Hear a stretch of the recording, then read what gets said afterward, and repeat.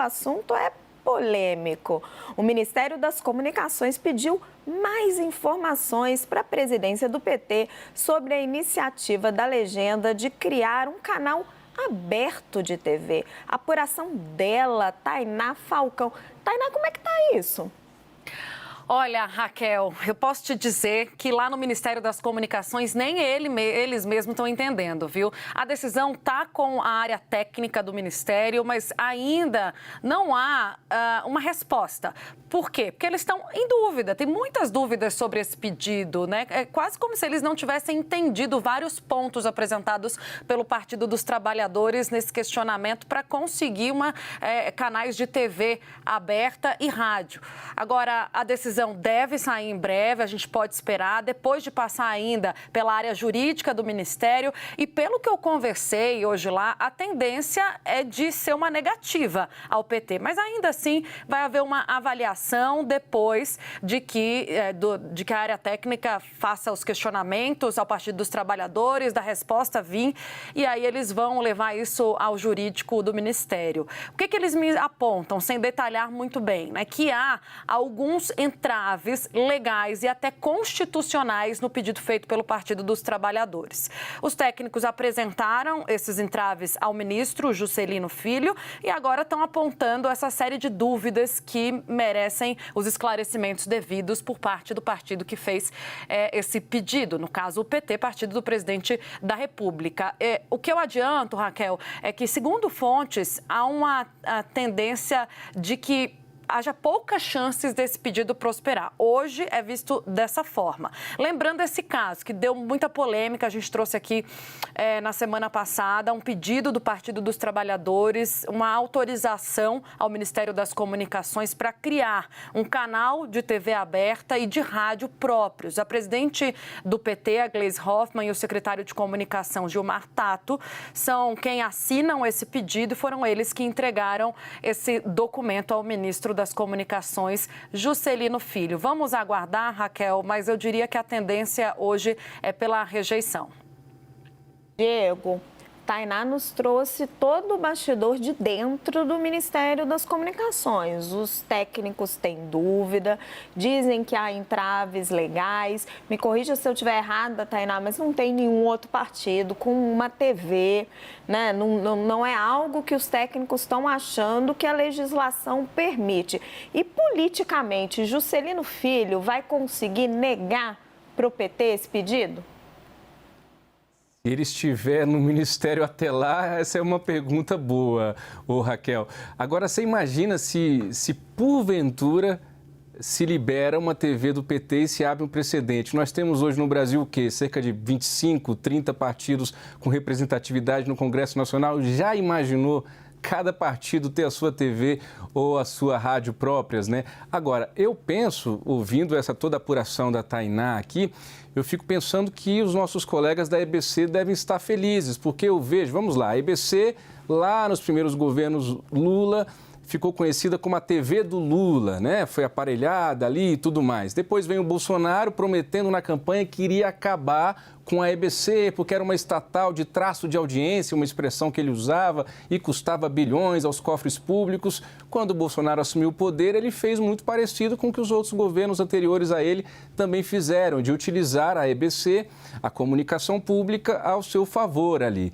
Então, eu vejo, talvez essa ideia do PT de ter uma TV própria é mais para dizer, olha, vamos deixar a EBC como comunicação pública, que é o que ela deveria ser desde o início, e vamos ter aqui uma TV escancarada do PT. Mas a apuração da Tainá está aí redondinha, não deve vingar isso não. Fico imaginando a quantidade de canais com esse tanto de partido que a gente tem no Brasil, Raquel. Nossa, nem me fala, Diego. Agora, Joel, o Diego trouxe à tona essa questão da EBC, né? A comunicação pública, ela é super importante. Tem vários países do mundo em que ela mais do que se justifica, é bem sucedida. Agora, se questiona muito, né? Se quando você tem um uso político pelo governo de turno da empresa brasileira de comunicação. Agora, se é uma TV de um partido, eu não sei se eu vejo tanta diferença, porque hoje os partidos são sustentados pelo fundo eleitoral. Também é dinheiro público. Faz sentido gastar um dinheiro público com esse fim? Olha, eu ainda acho que há uma diferença entre uma TV pública, que pode ser aparelhada e pode ser usada para uma finalidade que não seria a dela, mas que, a princípio, pelo menos, tem uma finalidade de se comunicar com todos, de trazer informações de relevância pública, e outra coisa, que é uma TV de partido, uma TV cuja única função é estar ali veiculando as visões e o pensamento do partido. Eu entendo, Raquel, que o dinheiro que o partido ganha, claro, é um dinheiro que vem do Estado brasileiro, mas ele usa ali da forma que ele julgar mais relevante para comunicar suas ideias, seus valores, suas bandeiras. O que eu me questiono é o que está passando por dentro da cabeça da direção do PT, sabe? Porque perceberam, acho que um diagnóstico correto. Temos uma dificuldade de nos comunicar hoje em dia, a comunicação mudou, não sei o que a gente faz para chegar melhor nas pessoas. Qual que é a solução? Criar um canal de TV aberta? O que exatamente no canal do PT, isso me pergunto na cabeça da direção do PT, o que vai ser diferente desse canal, do ponto de vista de conseguir chegar nas pessoas, de uma EBC, que tem um orçamento grande e não consegue sair do traço. Então, um canal de TV é uma estrutura, é caro. Eles vão torrar o fundo partidário, vão torrar o fundo eleitoral numa estrutura de canal de TV sem nenhuma garantia de que hoje em dia é desse jeito que você chega nas pessoas. Pelo contrário, aqui, ó, é isso aqui que chega nas pessoas hoje em dia. Para falar nisso aqui, você não precisa ter toda uma estrutura de canal de TV. Tem empresas, tem estruturas que justificam, mas um partido que é uma comunicação política, que quer chegar no eleitor, então as redes estão aí. É isso que eles deveriam estar olhando se eles quiserem aprender e se comunicar de uma maneira mais eficaz. A única ressalva que eu faço é talvez, no fundo, por trás dessa ideia do canal, não tenha o desejo de se comunicar de maneira mais eficaz. Talvez tudo isso que eu esteja vendo como problema, a estrutura cara, os cargos de diretoria, todas as funções que vão servir ali para remunerar pessoas. Talvez, será que isso não é justamente o objetivo na criação desse canal?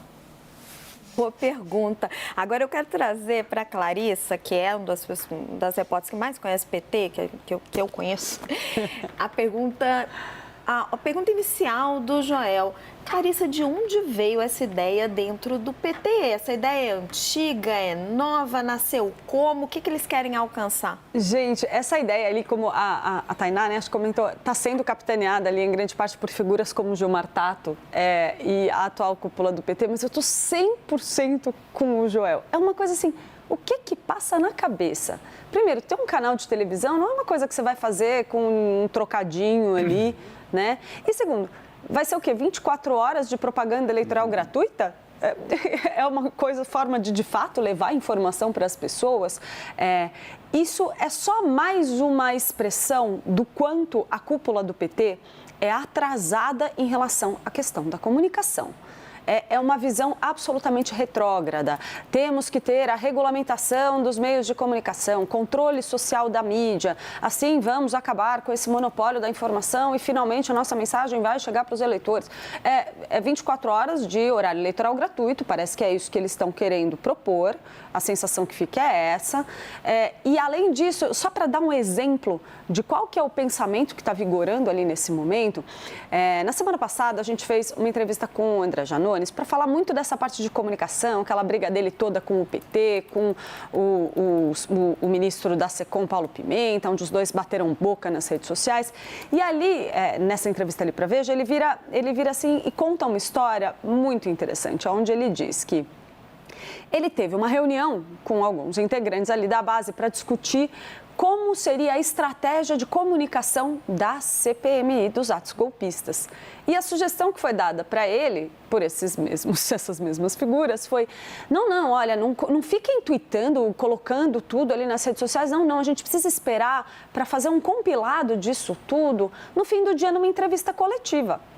Então, assim, como se a informação não corresse, como se isso não fosse circular, se alguma coisa importante não tivesse que ser trabalhada em termos de comunicação desde o primeiro minuto. Então, me parece assim, o PT está lá atrás, está no primeiro mandato do Lula, pensando que tem que fazer comunicação. E o resultado é esse que a gente está vendo aí, a informação que o governo quer ver chegar na população não está chegando. Bem, eu diria que o governo às vezes está lá atrás, não só o PT, no primeiro mandato do Lula em vários pontos, mas enfim, a gente discute mais isso. Thaís, o que você tem de apuração sobre essa iniciativa do canal do PT e se isso é algo, como o Diego até sugeriu, que se essa ideia ela se propaga entre outros partidos ou não, se isso está realmente só dentro do PT?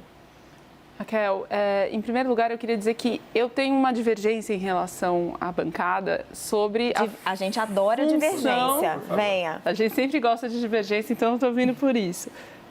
Em relação ao potencial que uma televisão de um partido pode ter. A gente sabe que telefone, rede social atinge uma camada da população com uma faixa de renda um pouco superior. Não muito, não necessariamente uma elite, mas a base da população, a base da sociedade, sim, se informa e se entretém com TV aberta e rádio. Tanto assim que se discutiu muito isso ao longo da campanha eleitoral, qual que era, então, o papel de ter horário de propaganda gratuita, até hoje, 2022, na época, se o telefone, se as redes sociais iam pautar tudo. E não é verdade, porque, de fato, para o público-alvo do PT, e lembrando que o Lula foi eleito, sim, por causa dos eleitores que ganham até 2 salários mínimos, sobretudo. Foram eles que garantiram a vitória do Lula. Então, eu acho que essa iniciativa tem, sim, algum tipo de efeito para o partido. Agora, se o partido vai conseguir executar e transformar isso em engajamento no próprio PT e, eventualmente, em voto, aí são outras questões. E aí eu tenho que concordar que eu acho que demandaria uma estrutura e uma cabeça e gente para fazer que o partido não tem demonstrado. Quer dizer, o partido está patinando com a comunicação do governo. E, ao que tudo indica, essa iniciativa vem do Gilmar Tato, que não está no governo, que não está na cúpula. Então, eu acho que tem muita coisa para resolver antes disso, embora veja essa importância. Agora, o fato é que o momento do governo hoje é fruto de meses de críticas internas à posição do Lula. Tinham alguns ministros envolvidos num esforço, num empenho, não só ministros, assessores também, de desencastelar o presidente da República com a avaliação de que ele precisava ter mais contato com o povo, conseguir agendas positivas mais frequentemente, não precisa lançar mais médicos no Palácio do Planalto, pode lançar eventualmente algum programa na rua, em algum reduto eleitoral, em alguma praça. Quer dizer, houve um momento que o governo apanhou seguidamente e eles estão num momento agora de tentar recomeçar com uma comunicação mais assertiva. Então, isso combina com o mesmo momento em relação à questão do partido, da televisão do partido, mas também com as lives, que eu acho que a gente vai falar